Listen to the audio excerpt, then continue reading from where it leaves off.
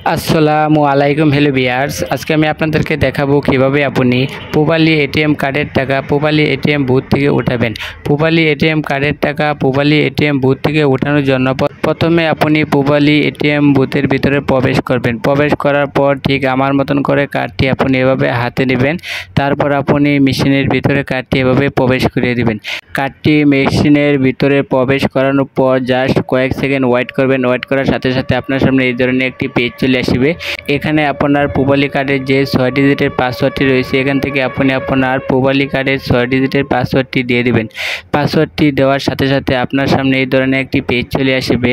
এখানে আপনি দেখতে পাচ্ছেন যে এখানে ক্যাশ উইথড্র নামে একটি অপশন রয়েছে। আপনি জাস্ট এই অপশনটিতে একটি ক্লিক করবেন, যেহেতু আপনি টাকা উইথড্র করবেন।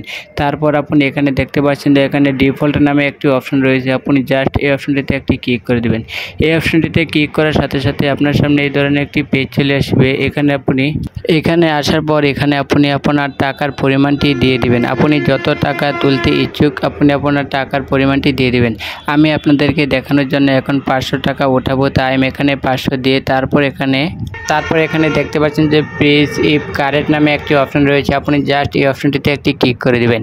এই অপশনটিতে ক্লিক করার সাথে সাথে আপনার সামনে এই ধরনের একটি অপশন চলে আসবে। এখানে আপনাকে বলা হয়েছে আপনি যদি পে স্লিপ সহকারে টাকাটি উঠান তাহলে আপনার কাছ থেকে 3 টাকা ব্যাট কেটে নেবে। আর যদি আপনি পে স্লিপ সারা টাকাটি উঠাতে চান তাহলে আপনার কাছ থেকে কোনো প্রকার টাকা কেটে নেবে না। আমি যেহেতু পে স্লিপ সারা টাকাটি উঠাবো তাই আমি নো অপশনটিতে একটি ক্লিক করে দেবো। নো অপশনটিতে ক্লিক করার সাথে সাথে কিছুক্ষণের মধ্যেই আমার টাকাটি ওরা নিজ দিয়ে দিবে। দেখেন কিছুক্ষণের মধ্যে আমার টাকাটি নিজ দিয়ে দিয়েছে। আমি আমার টাকাটি নিয়ে নিয়েছি। তারপর আপনার সামনে এই ধরনের একটি অপশন চলে আসবে। তারপর আপনি যদি আরও কোনো প্রকার লেনদেন করতে চান তাহলে ইয়েস অপশনটিতে একটি ক্লিক করে দিবেন।